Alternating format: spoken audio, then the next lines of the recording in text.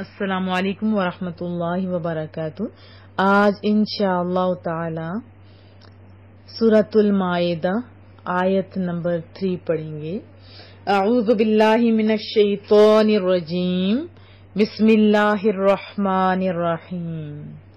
حرمت حرام کیا گیا، روک دیا گیا، منع کیا گیا، علیکم تم پر، کیا چیز؟ میتۃ مردار، یعنی ایسا جانور جو ہو تو حلال لیکن ذبح نہ کیا گیا ہو، مردار ہو، والدم اور لہو اور خون، دمن مسفوح ہوتا ہے وہ خون جو ذبح کے وقت بہتا ہے، واللحم اور گوشت، کس چیز کا گوشت؟ خنزیری، سور کا گوشت، وما اور وہ جو اوہلا پکارا جائے، نام لیا جائے، بلند کیا جائے، لغیر اللہ، غیر کہتے ہیں سوا کو، اللہ کے سوائے، بھی جس پر یعنی جس جانور پر اللہ کے سوا نام پکارا جائے، یعنی وہ جانور جس پر ذبح کرتے وقت،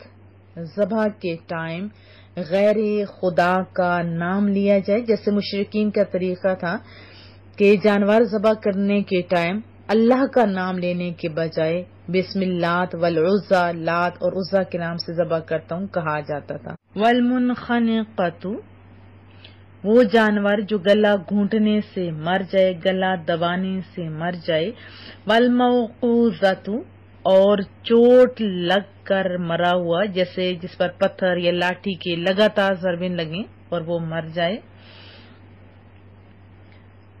والمتردیۃ اور بلندی سے گر کر مرا ہوا، یعنی اونچائی سے گرے اور مر جائے، والنطیحۃ اور سینگ لگ کر مرا ہوا، یعنی وہ جانور جو کسی جانور کے سینگ مارنے سے مر جائے، وما اور جس کو اکل السبع درندہ کھا گیا ہو، یعنی ایسا جانور جسے درندہ چیر پھاڑ ڈالے،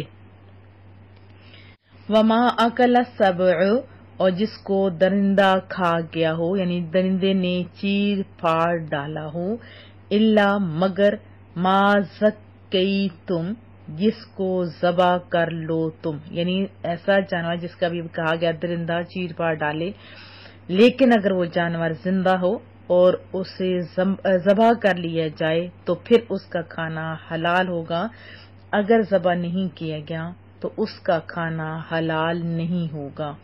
وما ذبح اور جس کو ذبح کیا گیا ہو، علی النصب تھان پر، وما ذبح علی النصب کے بارے میں امام ابن جریر نے قتادہ سے نقل کیا ہے کہ نصب وہ پتھر ہے جن کی زمانہ جاہلیت میں پوجا کی جاتی تھی اور پھر ان کے لیے جانور ذبح کیے جاتے تھے، یعنی آپ کہہ سکتے ہیں ہر ایسی جگہ جو مشرکانہ رسوم کی ادائیگی کے لیے مخصوص ہو۔ وَأَن اور یہ کہ تستقسموا تم قسمت معلوم کرو، بالازلام تیروں سے، یہ مشرکین کی ایک عادت تھی کہ جب کوئی کام کرنے لگتے تھے تو کسی کپڑے وغیرہ میں 3 تیر اس مقصد کے لیے تیار رکھتے تھے، یعنی رکھے ہوئے ہوتے تھے، ڈالتے تھے، 3 تیروں میں سے ایک تیر پہ لکھا ہوتا تھا ہمارا ربی، میرے رب نے مجھے اس کا حکم دیا، دوسرے پر لکھا ہوتا تھا نہانی ربی، مجھے میرے رب نے اسے منع کیا، اور تیسرا خالی ہوتا، آنکھیں بند کرتے، ہاتھ ڈالتے، نکالتے، جس تیر پر جو لکھا ہوتا اس پر عمل کرتے، تو اس فعل سے بھی روکا جا رہا ہے، کیونکہ جب کسی چیز کے کرنے نہ کرنے کا فیصلہ کرنا ہو تو عقل خداداد سے کام لینا چاہیے نا، اور پھر اس کے فوائد اور نقصانات کا پوری سنجیدگی سے جائزہ لے کر کوئی فیصلہ کرنا چاہیے، کیونکہ رب کریم نے یہ فہم و دانش کی نعمت جو ہمیں دے رکھی ہے، یہ کیا توہین نہیں ہے کہ ایسے موقعوں پر ایسے کام کیا جائے، پھر اتفاقات پر اپنے اعمال کی بنیاد رکھی جائے، تو اس سے بھی روکا جا رہا ہے۔ اور اسی طرح اہل عرب کی بھی دوسری عادت یہ تھی کہ وہ تیروں کے ذریعے جوا کھیلا کرتے تھے. تیروں کی تعداد 10 ہوتی تھی، 7 پر کچھ نہ کچھ لکھا ہوتا، 3 خالی ہوتے تھے. تو اس فعل بد کو بھی ممنوع قرار دے دیا گیا. فرمایا ذالکم فسق، یہ سب کے سب گناہ کے کام ہیں، فسق کے کام ہیں، نافرمانی کے کام ہیں. تو ظاہر نافرمانی کے ہیں تو رک جاؤ. الیوم، آج کے دن. کون سا دن تھا؟ 9 ذی الحجہ کا خاص دن. الیوم یہ زمانہ پر دلالت کر رہا ہے. 9 ذی الحجہ کا دن تھا اور 9 ذی الحجہ 10 ہجری بمقام عرفات جمعہ کا دن تھا. اور یہ آیت مبارکہ نازل ہوئی. اس میں بتایا گیا الیوم، آج کے دن، یائسا نا امید ہو گئے، مایوس ہو گئے، الذین وہ لوگ جو کفروا کافر ہوئے. کیونکہ کافروں کا تو خیال تھا نا چند دنوں کے یہ اسلام کا ہے ٹائم، پھر ختم ہو جائے گا، لیکن اب تو عروج دیکھ لیا انہوں نے بھی. فرمایا آج کے دن نا امید ہو گئے. مسلمانوں کی تعداد بہت زیادہ تھی جو محبوب کریم کے ساتھ حج ادا فرما رہے تھے. من سے، دین، دین، کم تمہارے دین سے، فلا پس مت، تخشوہم ان سے ڈرو. اب مومنین کو کہا جا رہا ہے کہ تم اب مت ڈرو ان سے، کافروں سے، ان کی تعداد سے نہیں ڈرو. وخشون اور ڈرو صرف مجھ سے ڈرو.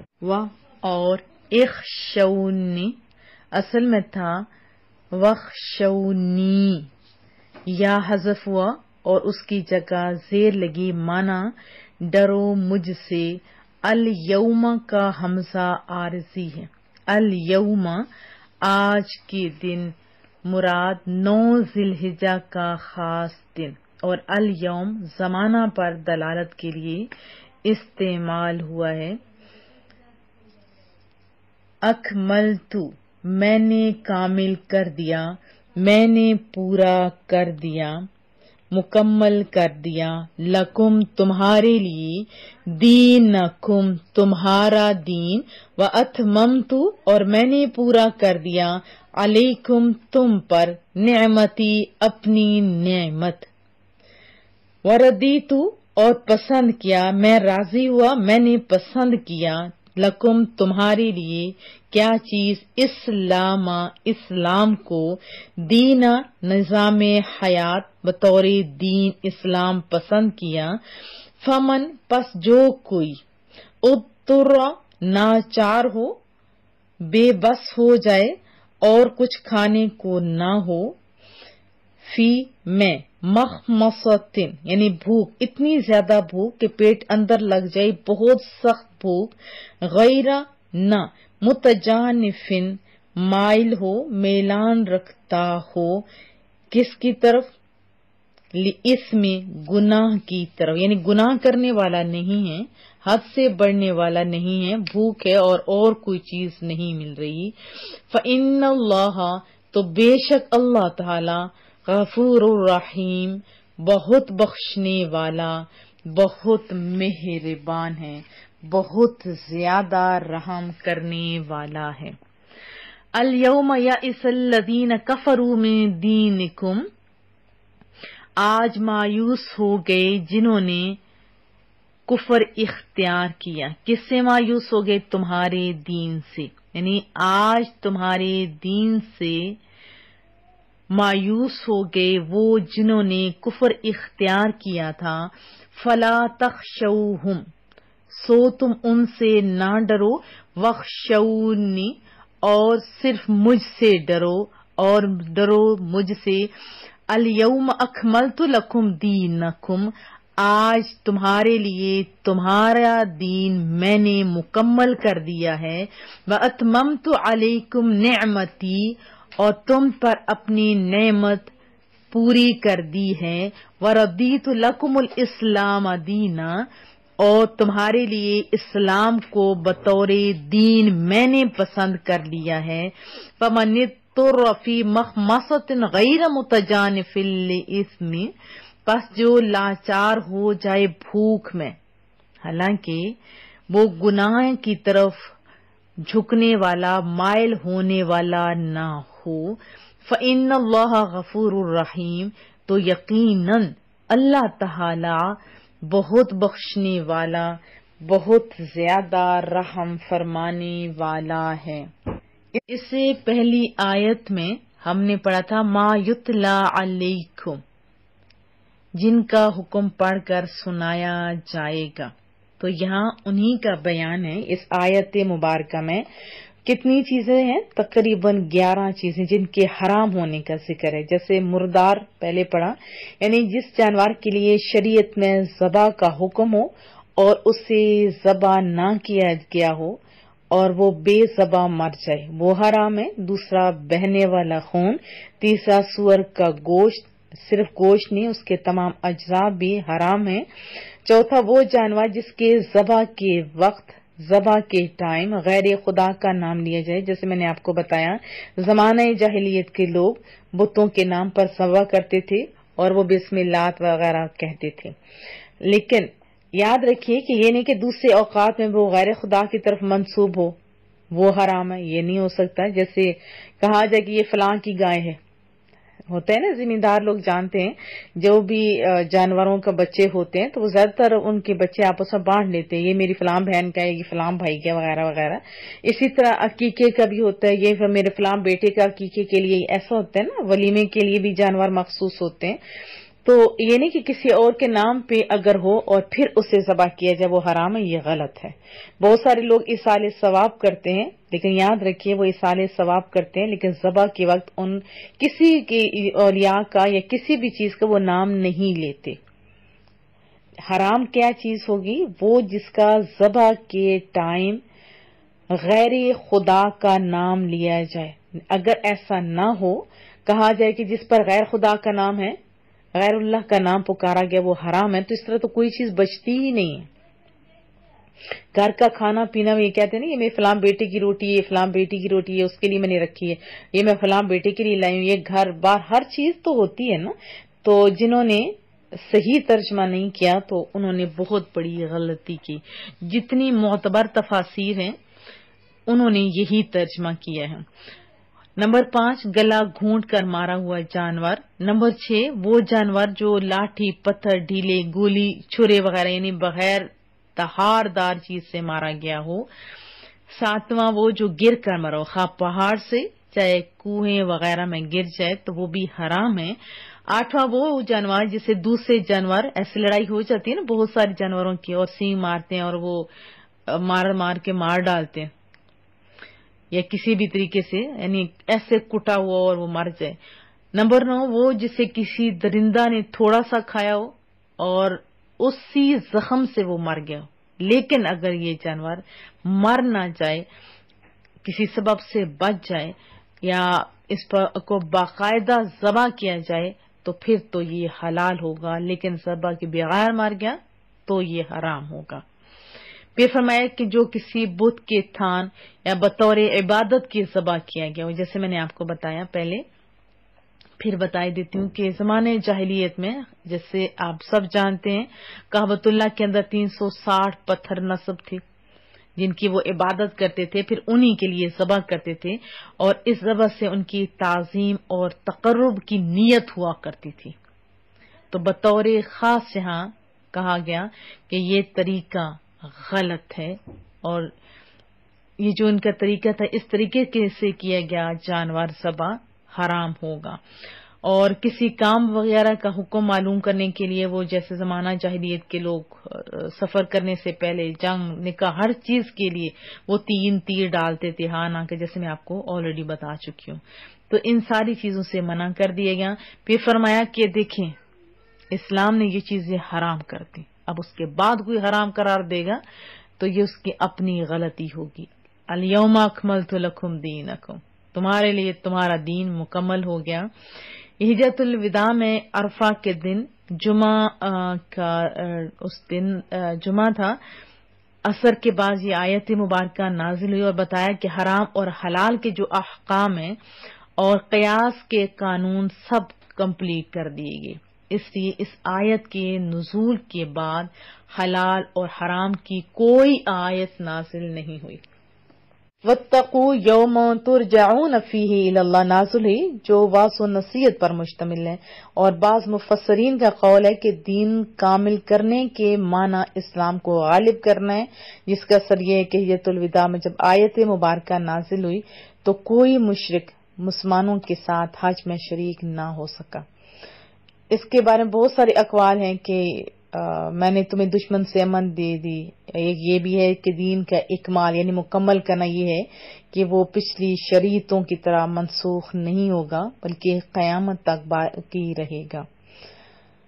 تو اس آیت کے متعلق بخاری اور مسلم شریف کی حدیث طیبہ میں حضرت عمر راوی ہیں، ان کے پاس ایک یہودی آیا، اس نے کہا کہ امیر المومنین آپ کی کتاب میں ایک آیت ہے، اگر وہ ہم یہودیوں پر نازل ہوئی ہوتی تو ہم اس کے نازل ہونے کے بعد اس دن کو عید مناتے تھے. تو حضرت عمر رضی اللہ تعالی عنہ نے اس سے پوچھا کون سی آیت؟ تو یہودی نے کہا الیوم اکملت لکم، یہ آیت پڑھی.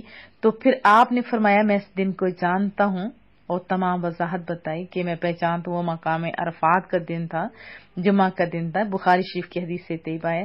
آپ کی مراد اسے یہ تھی نا کہ ہمارے لیے وہ دن عید ہے، آپ سب جانتے ہیں.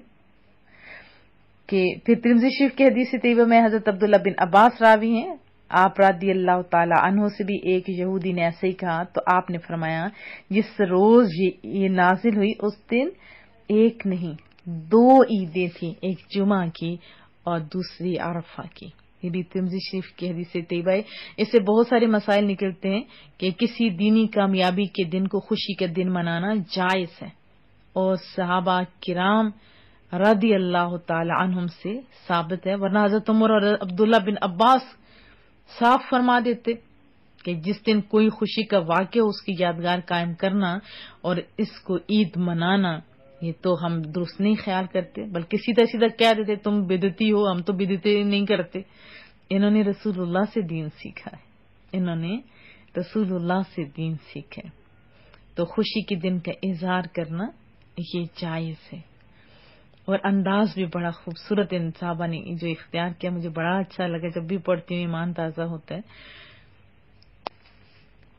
اور پھر آپ جانتے ہیں مکہ فتح ہو گیا، یہ بھی بہت بڑی کامیابی تھی. واتممت علیکم نعمتی، مکہ فتح ہو گیا، بہت بڑی بات تھی. اللہ کا گھر وہاں پہ موجود تھا اور اتنی بڑی خوشخبری وردیت لکم الاسلام دین. اللہ اکبر، میں نے تمہارے لیے دین کے طور پر اسلام کو پسند کر لیے، اس کے سوا کوئی اور دین قبول نہیں.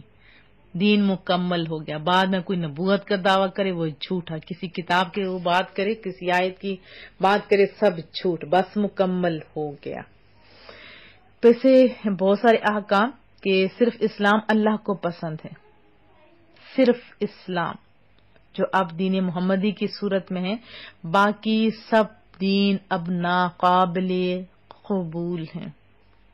دوسرا کہ اس آیت کے بعد یہ دیکھیے اللہ نے واضح طور پر فرما دیا کہ قیامت تک بس اسلام رہے گا، اسلام کا کوئی حکم منسوخ نہیں ہو سکتا. تیسرا اس سے یہ پتہ چلا کہ اصول دین میں زیادتی کمی نہیں ہو سکتی، اجتہادی فروعی مسئلے ہمیشہ نکلتے رہیں گے. اور چوتھا یہ کہ محبوب کریم صلی اللہ علیہ وسلم کے بعد کوئی نبی نہیں بن سکتا. رسول اللہ صلی اللہ علیہ وسلم آخری نبی ہیں. اگر کوئی نبوت کا دعوے دار ہو بعد میں تو وہ جھوٹا ہوگا، وہ کاذب ہوگا. آج کے دن بتا دیا گیا کہ محبوب کریم آخری نبی ہیں. اس کے بعد خواہ مخواہ کی یہ باتیں، یہ تذکرے، یہ بس غلط ہیں. جب بات ہی ختم ہو گئی تو بعد میں کیا باتیں کرنی؟ دین کامل ہو چکا، سورج نکل آنے پر چراغ کی ضرورت نہیں رہتی نا. کبھی ایسا ہوا کہ بہت دھوپ ہو پھر کوئی روشنیوں کا اہتمام کرتا پھرے یا کوئی روشنیوں کی تلاش میں پھر نکلے. اگر کوئی اس طرح نکلتا ہے تو اس کو کیا پاگل نہیں کہا جائے گا؟ دین مکمل ہو گیا. اب کوئی جھوٹا کوئی بھی شکل لے کے آ جائے، کوئی قادیانی جھوٹے جیسے ابھی سر اٹھا رہے ہیں، بے دین کوئی بھی ہو، کوئی بھی ایسا ہو جو کلام اور دین کو ناقص سمجھنے والا، سب غلط ہے. یہ دین مکمل ہو گیا. اب اس کے بعد کوئی دین نہیں. پانچواں یہ کہ اسلام کو چھوڑ کر کوئی لاکھوں نیکیاں کرے، اللہ کو پیارا نہیں، کیونکہ اسلام بنیاد ہے، جڑ ہے، باقی اعمال شاخیں پتے. جب جڑ کٹ جائے تو شاخوں اور پتوں کو پانی دیا جاتا ہے کیا؟ نہیں نا، کیونکہ دینا بیکار ہوتا ہے. تو بیس کیا ہے؟ اسلام. پھر ایک اور واضح حکم، فمن اضطر فی مخمصہ، یعنی جو بہت زیادہ بھوک کی صورت میں ہو. دیکھیں اسلام کتنا پیارا ہے، کتنا پیارا ہے کہ جب کوئی کھانے پینے کی کوئی چیز میسر نہ ہو، بہت زیادہ بھوک ہو، جانے کا خطرہ ہو، تو بچانے کے لیے بقدر ضرورت کھانے کی اجازت ہے. اتنا کھا سکتا ہے جس سے جان بچ جائے. ہم نے آج بہت سارے مسائل سنے، آپ بار بار سنیے، سمجھیے اور پھر اللہ کا شکر ادا کیجیے. دعاؤں کی درخواست رہے گی. السلام علیکم ورحمۃ اللہ وبرکاتہ.